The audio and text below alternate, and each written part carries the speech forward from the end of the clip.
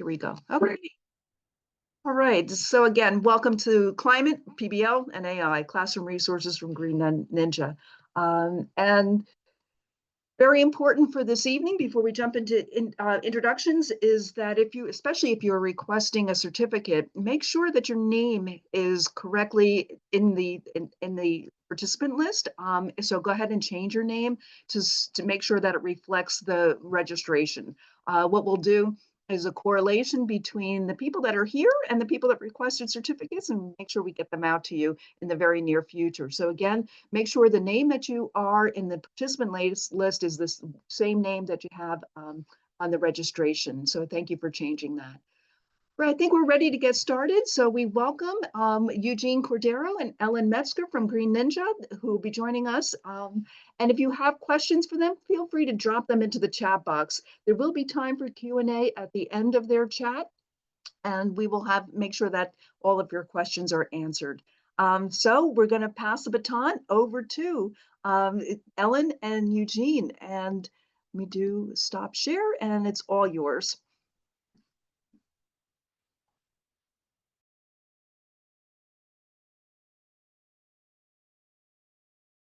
Okay, Eugene and Ellen, you're muted. There you go. Great. Anyhow, well, nice to meet everyone. My name's Eugene. Ellen is here. Many of you know Ellen. And thank you for inviting us. We're going to talk about climate, project-based learning, and AI. I'm going to share with you the outline first. So we're going to introduce a little bit about Green Ninja, and then Ellen's going to talk about project-based learning and Saving the Monarchs, which is an open PBL unit that anyone can have access to. And then I'll share a little bit about some of the research we're doing in the GenAI work in terms of looking at that in a science classroom. And then we'd love to have time for questions and discussion. So as an introduction, I'm a professor at San Jose State, like Ellen. I am a doctor. I have a PhD in atmospheric sciences, but somehow I got this name Green Ninja. And I'm going to share with you a little bit about how that happened here at San Jose State. But I work as a climate scientist. I've studied the ozone hole. That was the early work I did for my PhD. And then I started to study temperature variations around the planet, like this graph that shows global temperatures and how they've been rising systemically over the last 30 or so years. We also see other changes in our climate system, increases in the number of fires, the more rapid intensifications of hurricanes like we're seeing right now in Jamaica, and the number of billion-dollar weather and climate disasters is increasing. And this is data from NOAA that shows that every year we have weather and climate extremes costing the country real money. And you can see there seems to be some kind of systemic trend in that. So I'm interested in those subjects. I've spent, a decade or so studying those areas, but I'm also interested in solutions. And just to share something that's interesting, today, most of the energy that's coming online, new electricity, is coming from renewable sources. And so that's really good news, because what we've been able to do is not that we're conserving energy, so in a way, but that almost all new energy around the world is coming from renewable sources. So that's a point of good news. Of course, we're using more and more energy every day. We'll talk about AI and its energy use a little bit later as well. But from my perspective, solutions require a combination of technology, policy, and people. And my interest kind of shifted from climate science to climate solutions. And so with colleagues here at San Jose State, not just scientists like myself, but storytellers and artists and educators and engineers, we developed a character called Green Ninja, who's a climate action superhero, who tells stories about climate and solutions through videos and through games and educational experiences. And that's 15 years ago how Green Ninja started, kind of as a purposeful tool to help educators engage their students in a kind of youthful and humorous way to discuss environmental challenges and solutions that students can do. And some of those videos include Dr. Burrito. So here I am interrogating the carbon footprint of 2 different flavors of burritos. And it just kind of, we use humor deliberately and silliness, but we are talking in this case about the connections between food and carbon emissions. Now, on a similar path, we've also been doing academic research around student learning. And one thing I'm sure we would all agree is that when students engage with real problems in the world around them, they learn better. And essentially, learning needs a purpose. So, and that's where project-based learning comes in, because project-based learning is a highly effective educational approach. And the work at Green Ninja, and Ellen will share a little bit about that, focuses on students doing projects that are hopefully relevant in their lives and relevant for their local community. So today, Green Ninja is a comprehensive middle school science curriculum approved in California and Oregon through their NGSS, but offered around the country in different states. Still a fairly small publisher, but a focus on project-based learning. And it's been a delight and fun to do this work, but mainly because every day we're learning. We're learning like what's working and what's not. We really value the research community. And as I'll share with you, a little bit later, we do have some funding to continue that research. So I'm going to pass it on to Ellen, who's going to talk a little bit about project-based learning and how that's just demonstrated in Green Ninja. I think I went. All right, well, yes, I'd like to, building on what Eugene has said, talk a little bit about give some examples of the way that PBL is used in Green Ninja. Whoops, wrong direction. And as an idea, as a way to blend the standards-based instruction in such a way that there's a context that involves problems that hopefully the students find engaging because they affect their own communities. And so this simple graphic here illustrates some of the key elements of PBL. And the formats will vary for this, but some of the central ideas would be that there's a driving question or challenge involved, stages of student inquiry that involve some sort of feedback and revision and cycles, building skills, and then having some sort of meaningful public products that the students will present at the end of the experience. So here are some examples from the Green Ninja curriculum, starting with an energy efficient home, where the problem is how to keep a home cool during extreme heat. And then here we have an example of some of the science and engineering concepts the students will need to understand in working on this problem.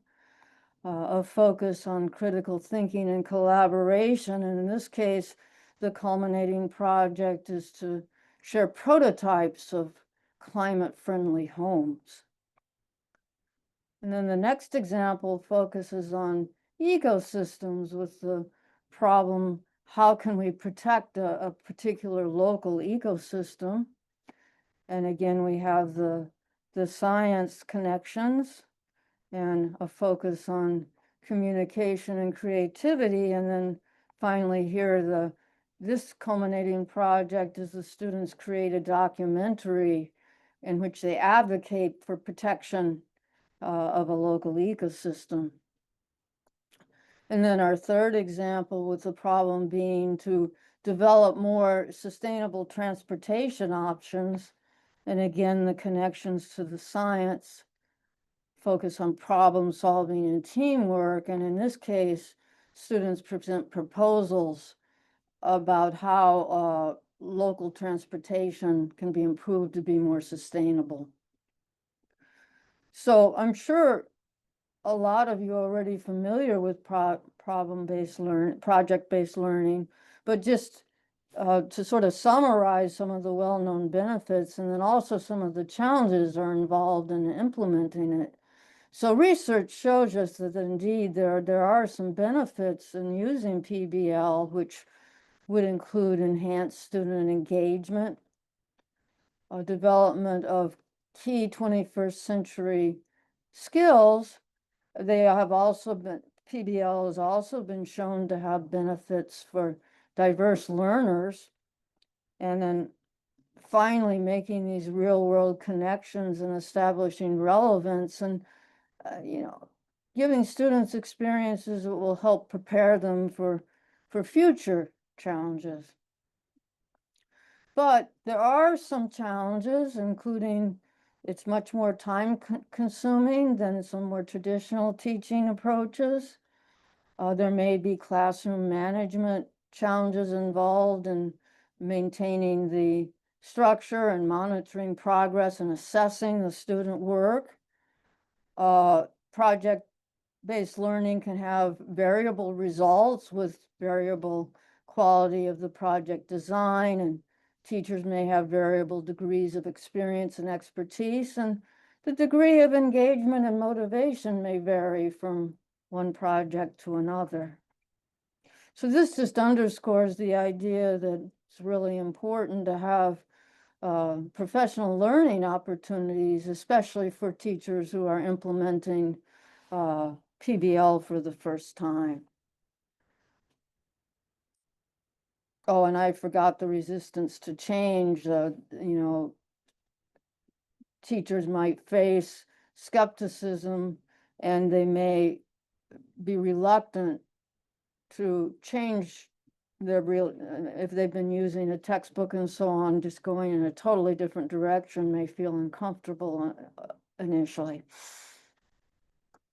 Okay, so now I'd like to turn and give you an overview of a climate change unit called Saving the Monarchs.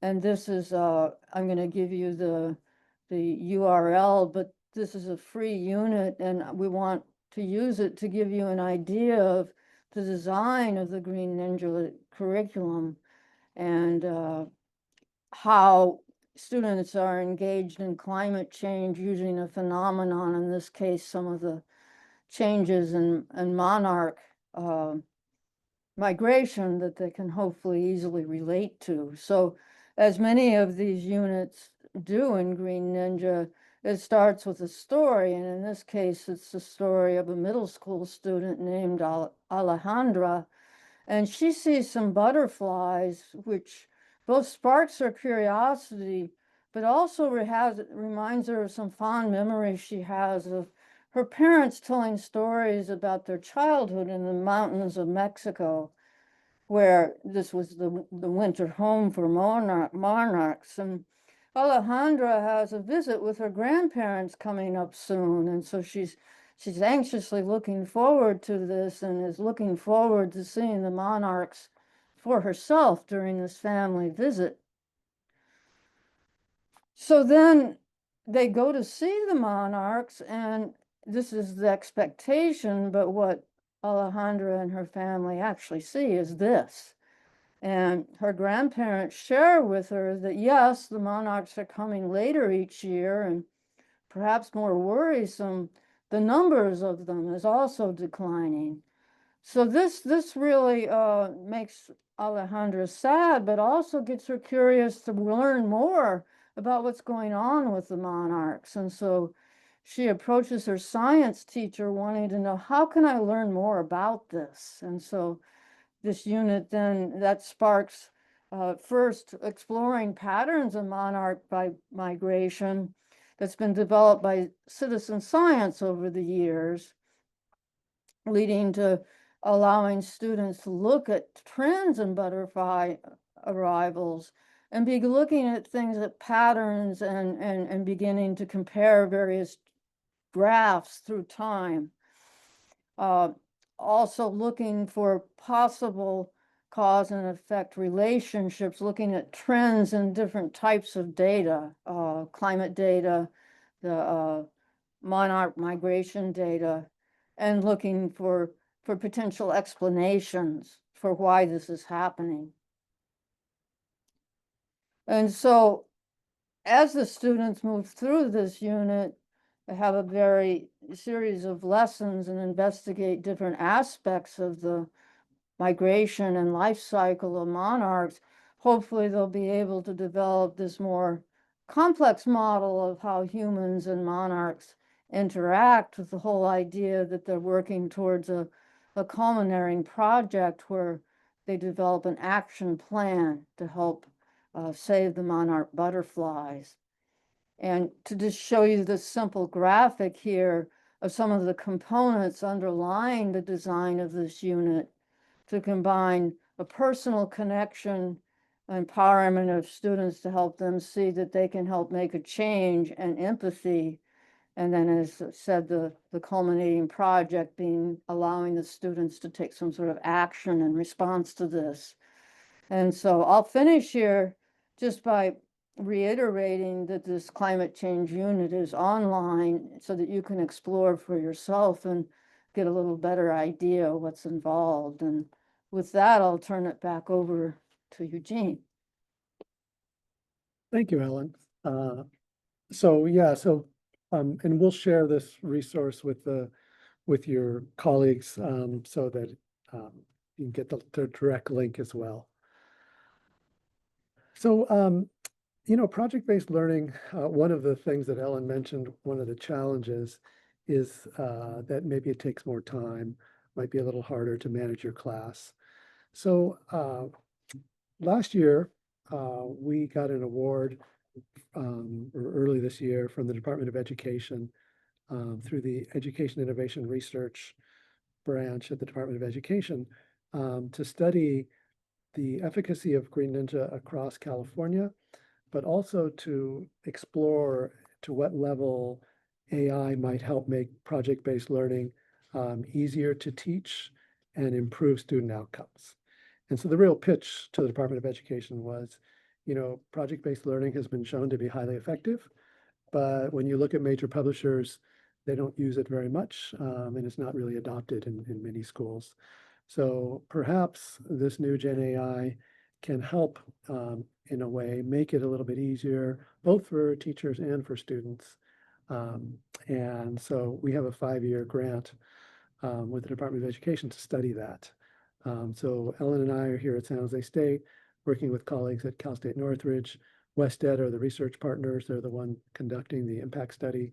And then Green Ninja is the company. And so I'll just share that there's kind of like 3 phases to this work.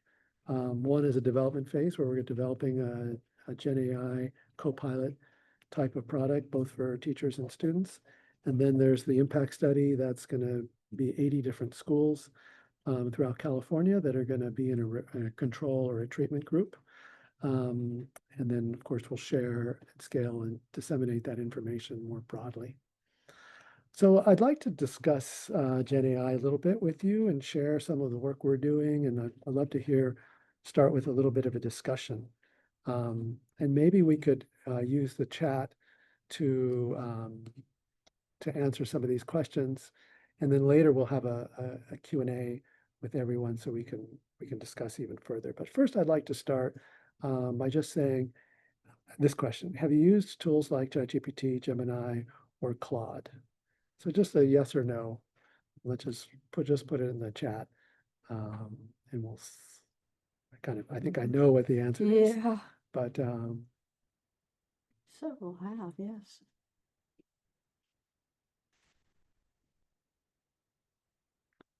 so most of us have, but not all of us, and I think that's a fairly typical place for us. In kind of continuing this, next question is a little bit more thoughtful. What do you think AI is good at? And what are the limitations? So for those who have used it, you can talk from your practical experience. From those of you who haven't, you can talk from what you've heard. So I'd be interested in, I'll give you about a minute to compose your thoughts about what you think AI is good at and what are its limitations.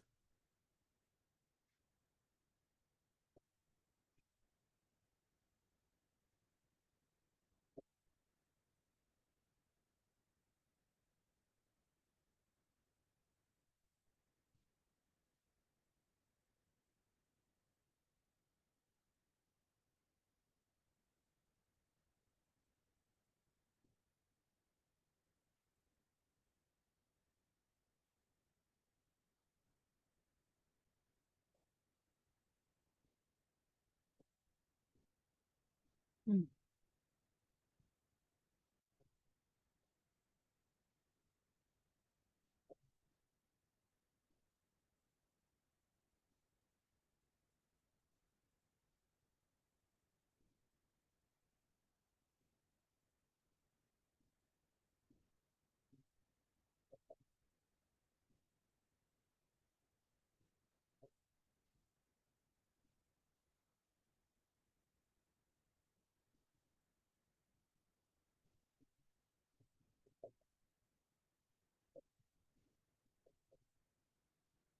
Interesting.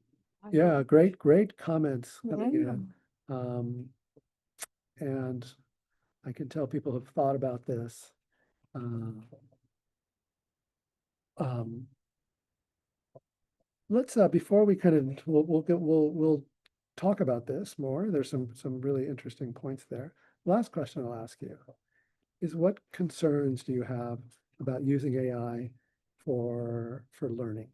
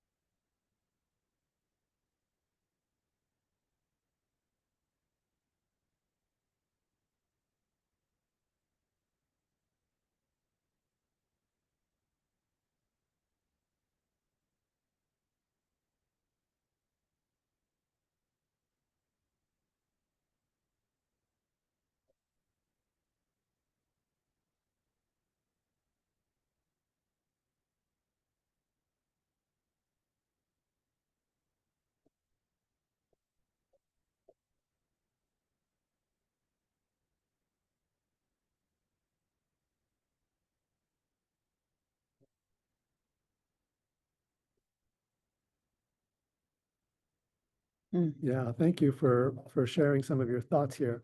Really, obviously thoughtful. We're concerned about the veracity of the information, critical thinking skills, how to properly use these tools, and uh, we're in charge of learning. And here's a tool that um, might have some abilities there, obviously, but is this the right tool, or can we ensure that students use it in a good way? So we're going to discuss some of these points. And so I'll just give a very quick outline, at least my understanding of how does it work. I will share that that I living in Silicon Valley affords us the opportunity to speak to lots of people who work in this space. And how does GenAI work? Actually, to be honest, we're not sure. We really don't know, actually. We're not able to predict exactly how it works. But the general idea, obviously, is that it's not Google. And sort of searching for links, it's generating new responses based on large data sets and the context.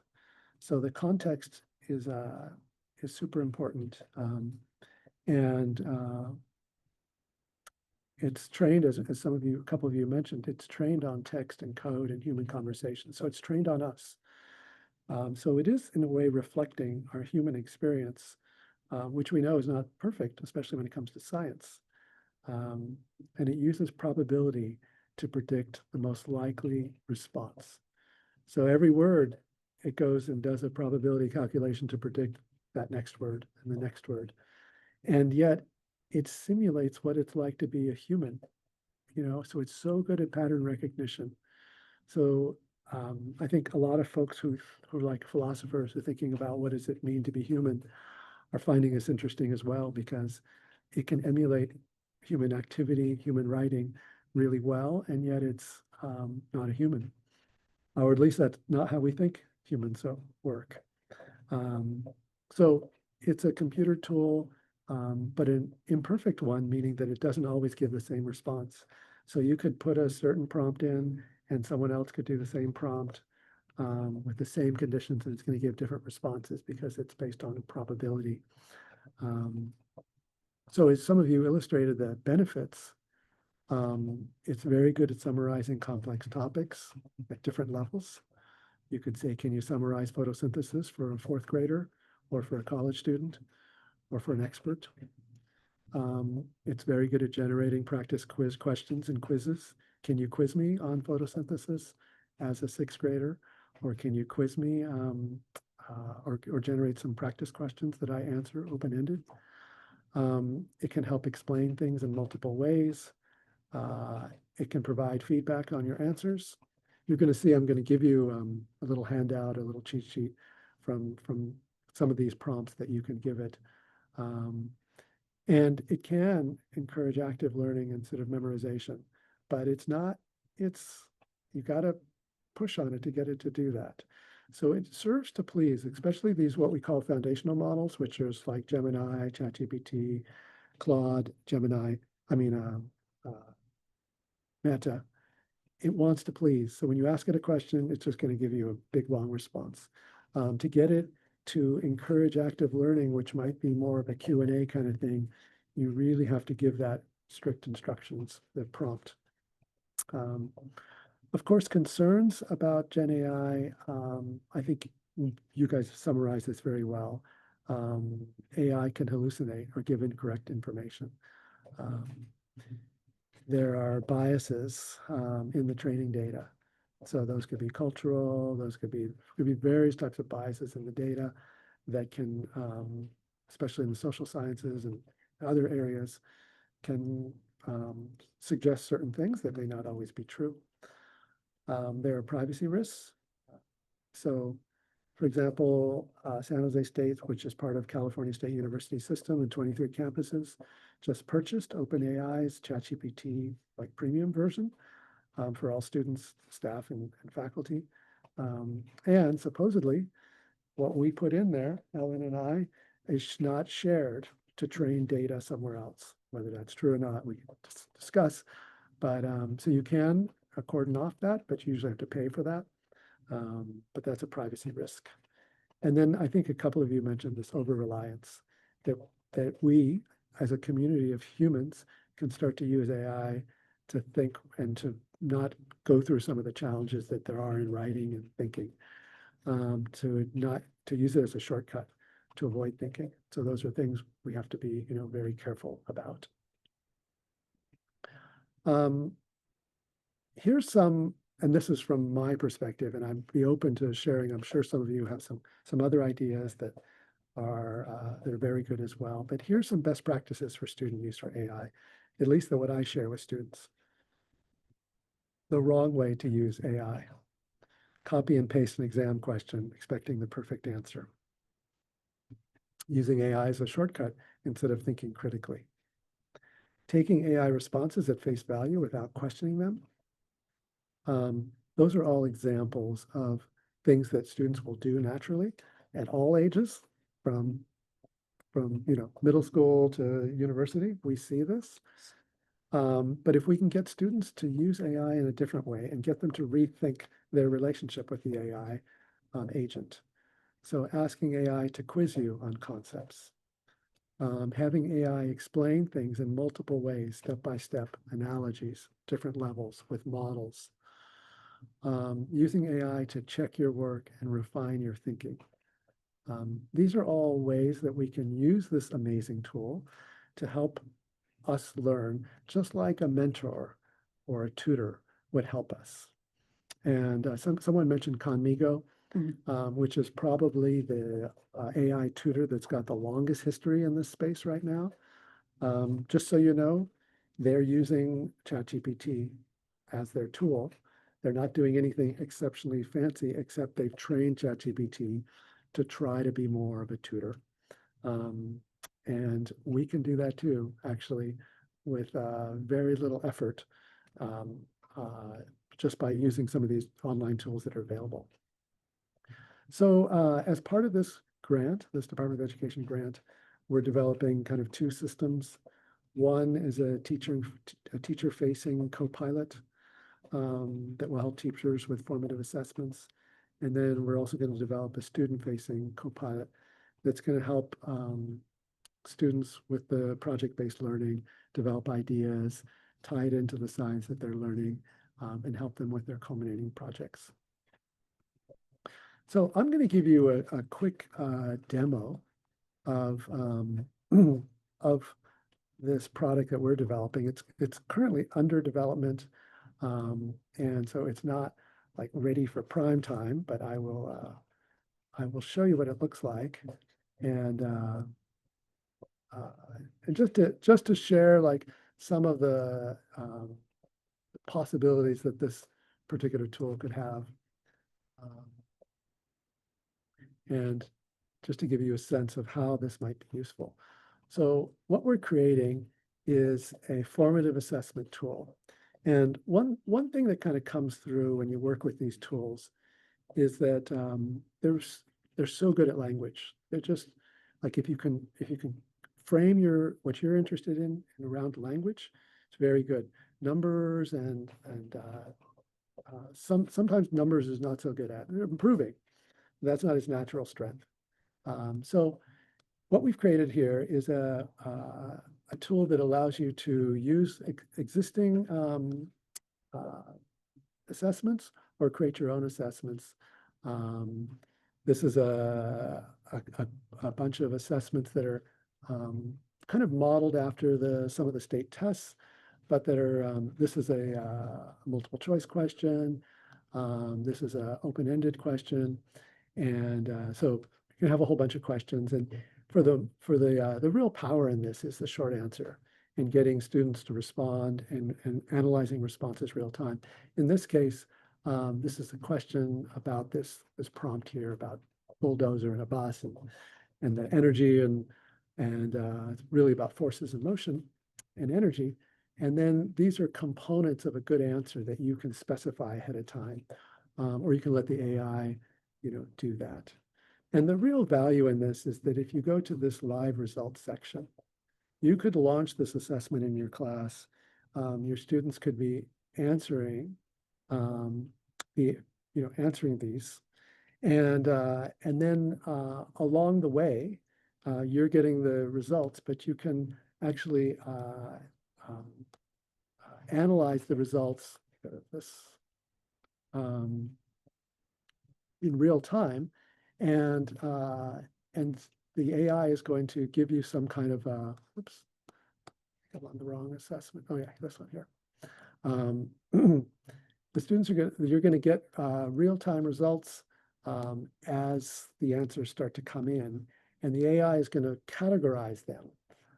So, for example, in this question here, the students are answering open-ended, and the AI is like interpreting whatever they write, spelling errors and poor grammar and all that stuff. It's really good at that.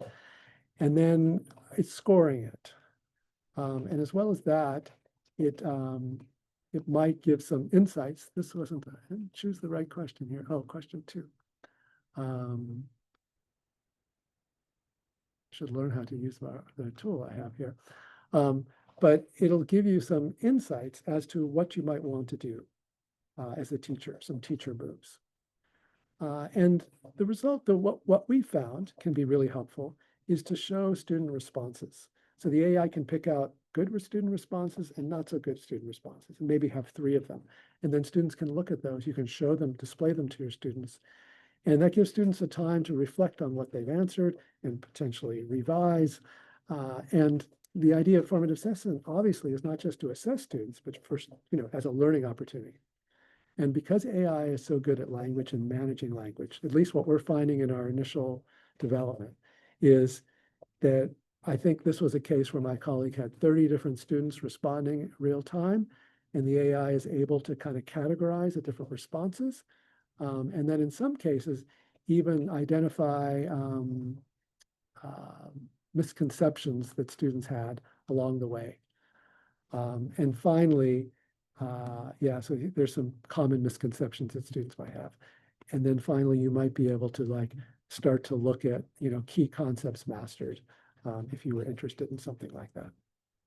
So this work is still in development. We are, making progress, and we expect to see, like this product be ready for some type of demo in the number, I think by early January, we expect to see this out for people. Anyone here who'd like to try it and demo it, happy to give you some access to it when it comes out and to get your feedback. So I wouldn't say that AI tools are going to be good for everything, but when it involves language, especially for open-ended responses, we're seeing quite good results. Okay, the last thing I wanted to share was some classroom resources. And I wanted to give you some prompts that you could use to develop formative assessment questions. So we're going to give you access to this little handout. I know it's small here, but when working with AI tools, it's about the prompt that you give the AI. So if you're unhappy with how the responses that AI is giving you, the AI engineers I've talked to said, oh, it's a communication problem between you and the AI agent. And you need to modify your prompt to get the better result. And that your intellectual property is the prompts that you're giving to AI. And all these tech companies that are developing products today are not doing anything fancy, except they figured out how to speak to the AI in a way that it gives it the responses that you want. So I'm going to give you some examples. For example, if you wanted some formative assessments for your students, you could, if you wanted students to do some kind of explanation, here's a prompt you could give the AI. You could say to ChatGPT or Gemini, create an NGSS aligned open-ended formative assessment suitable for college students that asks them to explain why photosynthesis happens using evidence and reasoning or something like that. And so I've given, I think, 7 different types of teacher prompts for evidence-based argument, for predictions, for pattern recognition, for modeling prompts, for misconceptions. And we've found pretty good responses to that. The word on the street, this could change, but the ChatGPT is a little bit better at language. Claude is a little bit better at numbers and scientific reasoning. But take that for what it's worth. And then I also wanted just to share how I would be trying to get students to use GenAI as a learning partner. So in some of our classes, I do encourage students to use it to prepare for exams, to summarize some of their learning, but I do it in these stages. So I say step 1, this is what I'm encouraging students to think about. Identify your knowledge gaps. So use AI to figure out what you know and what you don't know. So these are the prompts I give students. Ask me 5 questions to test my understanding of, systems thinking or something like that. And then, or what are common misconceptions about, how plants grow? So that's the first step is, and you can do this in the privacy of your own home. I tell my students, tell me, ask me, help me really understand what I don't understand about this science topic. And then ask AI to give me clear explanations.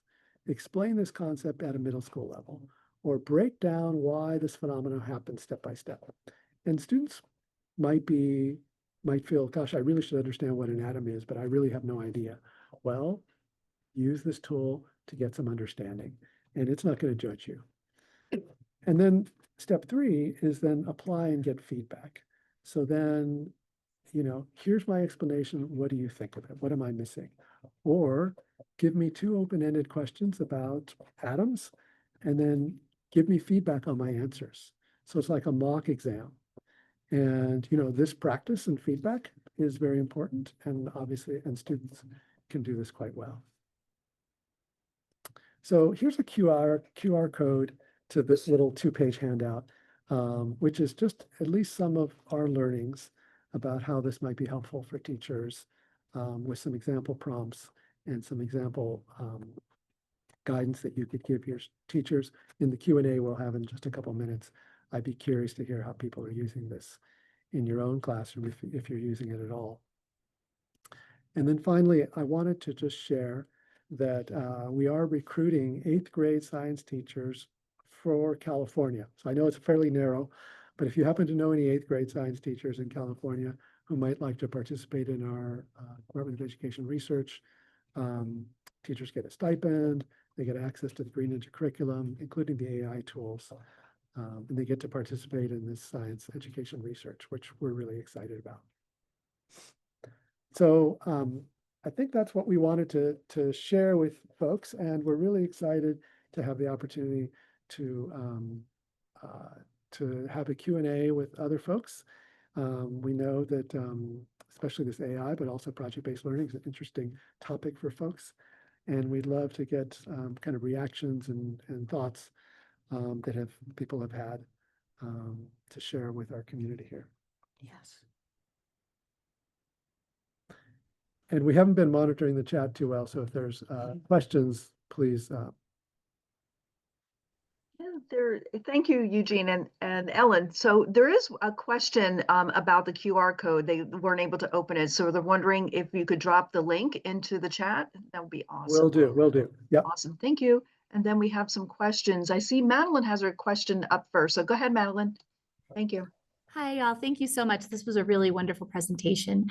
I teach high school physics, although we're using OpenSciEd. I'm in Denver, Colorado, so we've integrated earth science concepts into our physics coursework. And one of the things that just immediately came to mind is talking about these big, scary topics like climate change and using AI, which we know is a huge user of water and electricity and things like that. And so I'm just really curious about what does that look like in your spaces in having conversations with students about responsible AI usage through that lens of climate change, recognizing that by using these non-renewable resources, especially here in the Mountain West, with these big AI data centers that have been proposed, that is going to have an actual effect on our kids' lives. I'm just kind of curious about what has that looked like, and does anybody have any thoughts as to how they would engage in those conversations with their students?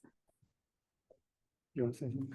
Oh, sure. I had the same question. I teach a lower division general education class called Earth Science for Sustainability. So they do some reflective writing. I gave them an assignment where they did a little research about the climate change impact and some potential solutions, and then reflected on that and gave me some thoughtful responses. But one of the things that stood out is they had no idea about this impact. And so it opened up some subsequent conversations with them.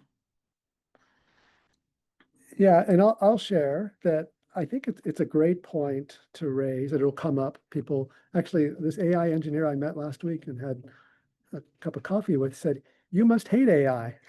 And I said, "Oh, why do you say that?" "Well, because you're a climate scientist."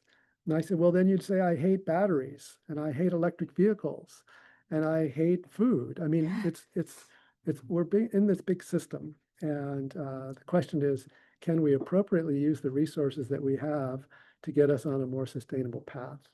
Now, it's true that AI uses a lot of energy, but so does Bitcoin and a whole bunch, and searching on your Facebook threads. Like, we are energy users. So luckily, we're using more and more energy that comes from renewable sources, but we're not, unfortunately, reducing our energy demand. It's actually going up, and so our fossil-based energy is not going down much. So we have more work to do. But if we could leverage this tool in ways that can benefit society, can benefit us in terms of learning, but also in terms of scientific productivity, in terms of research into medical areas, it can be just like when we invented other technologies. So I think it's a good thing that comes up in our discussion. And then, my question was, well, how much energy are we using with AI data centers compared to other things? And I think that's a great place to launch into an investigation to try to figure some of those things out. There's also the water angle, which makes it even more complex. But I saw a story just this morning, I think from AGU, about how AI is expected to be helpful in better prediction of weather and extreme weather patterns and so on. And so you also look at it at the angle that maybe it can help us address some of these problems in more effective ways.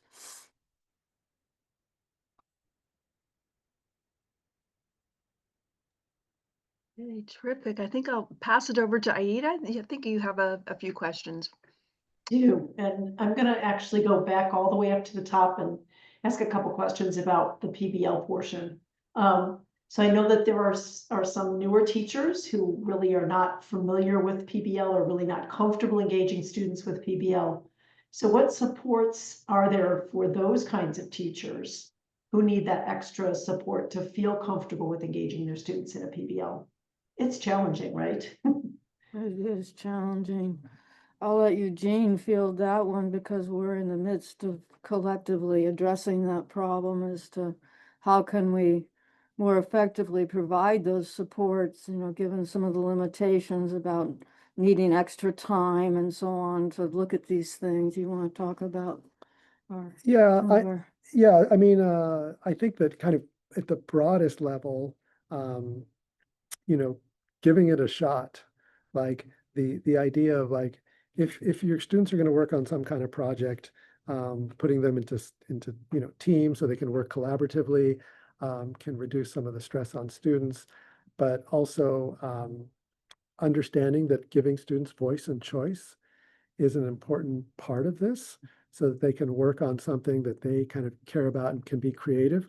And I know many teachers say you kind of have to step back just a little bit, and it's going to be a little maybe wild and messy, but if at all possible, having the student product be public facing so that parents come in or someone else come in so that students feel not just accountable to the teacher, but to others. And that usually lifts the bar of the student work. But also realizing that this is a little bit different way of teaching, and but that it can, you can add, like, let's say you had your students making a film or something and you feel, gosh, is this appropriate in a science classroom?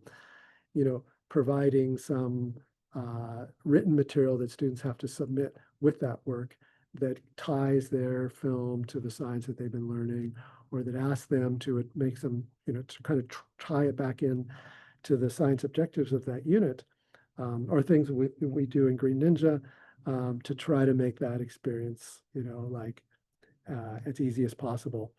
In Green Ninja, they have rubrics and they have example student work, and those are all things that, they provide to try to help with the newer teacher. But that is why the AI tool, one thing we're developing, which will be ready hopefully by next fall, is just a little chatbot that focuses on project-based learning and helps with generation of ideas, with how would you give students feedback on their work so far, like especially if you had a whole bunch of students who were working in different places or different projects, and how would you grade and provide guidance. So it's I don't think we have a great answer for that. It's a work in progress. It is a work in progress. One thing we've been working on and really just getting started, but maybe some hopefully well-designed short videos that might provide some asynchronous support for some of the key elements of PBL Yep. that might conceivably be helpful. I had another thought kind of along the same lines then. My students are really interested when I show them data that's citizen science data. They realize that they can contribute to that data as well. So you showed the monarch butterfly migration, and you showed how that fills in based on the citizen science data. That's compelling to them to have that input. What do you hear from other teachers about that? Do they feel that their students are really engaged by the opportunity to add to the data set? I don't have much experience with engaging students in citizen science. Do you, Eugene? No, I don't either. Yeah. And maybe someone else in our community here. Yeah, maybe someone One else. thing that I think that I really like about that particular citizen science experience is that instead of you, the teacher, saying you should be interested in this, students, you should be interested in monarch butterflies, you don't have to do that. There are thousands of people who are interested in monarch butterflies who are collecting data over years, and they're sharing that enthusiasm through this data. And so, I think some students reflect and think, gosh, maybe I should be like, it's not just this nerdy science teacher, it could be like a whole bunch of people. Because that's one of the things in that Saving the Monarchs unit that is kind of interesting is that, oh, these people have been studying these, they go out and count them, and they count them because they're fascinated by them.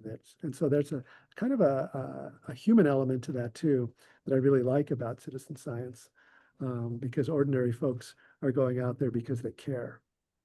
Yeah, that's true. I wanted to pick up on one of the comments that was put into the chat, and it was the comment that said, our students and people in general don't have sufficient media literacy to understand whether results from a large language model are accurate or not, and how to determine the veracity of the findings. And I think that probably resonates with all of us as teachers.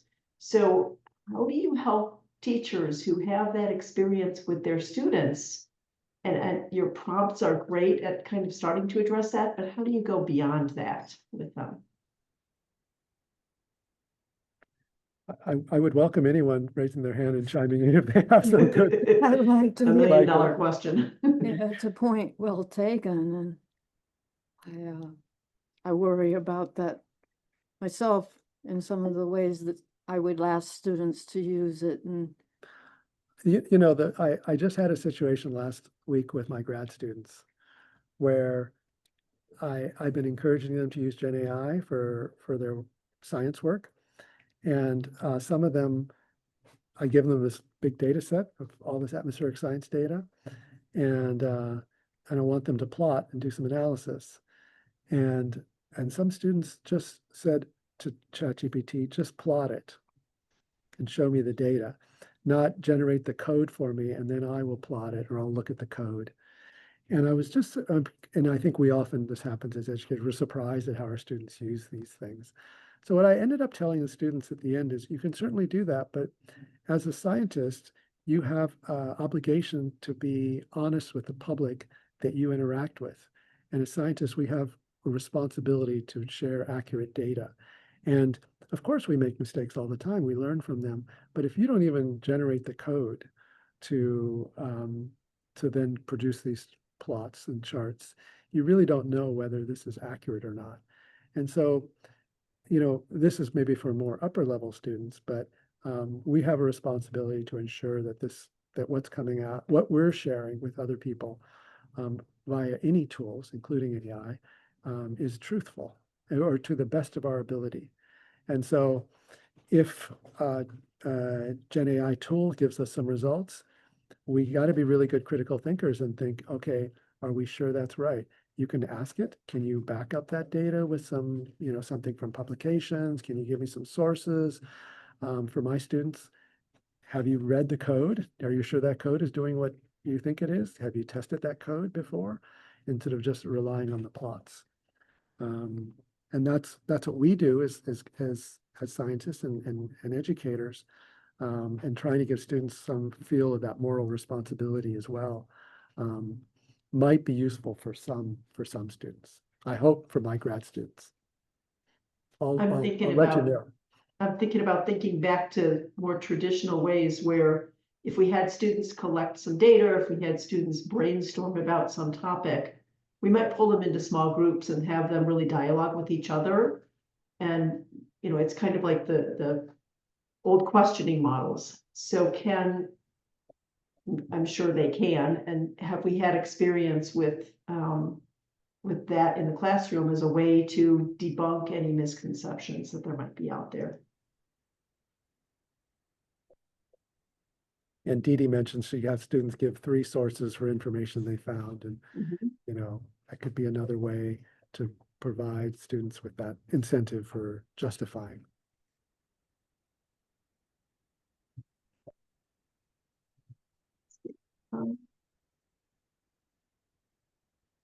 So I think one of the other things that I wanted to really put a fine point on here is that there are critical things that teachers need to model, especially for middle school students, to really give them a solid start in using AI specifically for learning. And I think the prompts document that you shared gives us a good start on that. Are there similar things that are critical for teachers as they're getting started using AI for efficiency and really to help support their students that you suggest. Yeah, the page 1 of that document is just one example of if you wanted to create some assessments, the teacher wanted to create some assessments, you could use some of those prompts. And I think it's you know, there's kind of two.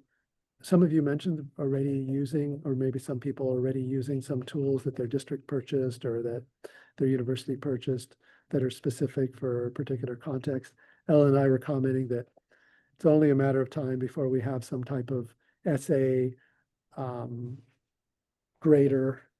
I know some school districts already have them. They're already using them in ELA.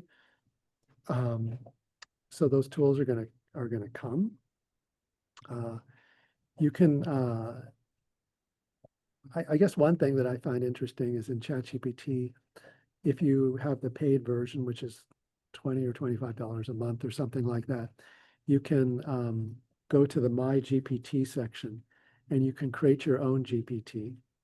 And that means you train your own model with just language. So you could say, I'm, you know, a high school chemistry teacher, and I want this GPT to help my students learn, I don't know, organic chemistry or such and such. And then you could put in some of your notes in there, and you can, or tell it how you want it to respond, and then you can test it.